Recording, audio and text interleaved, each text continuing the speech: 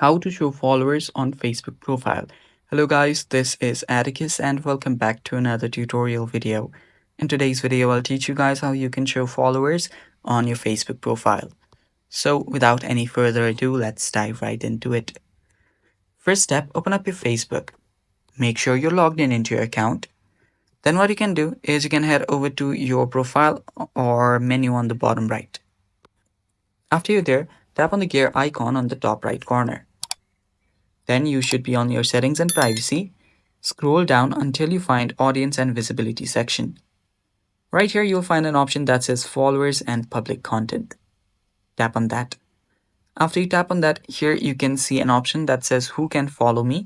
Make sure that you've turned this on public. Now doing that, you will have other people follow you. Other people can follow you now. And here you can see who can see your followers on your timeline. So let's tap on this and select it as public as well. So if you just want to show your followers to your friends, you can select friends only as well. So after that, tap on save.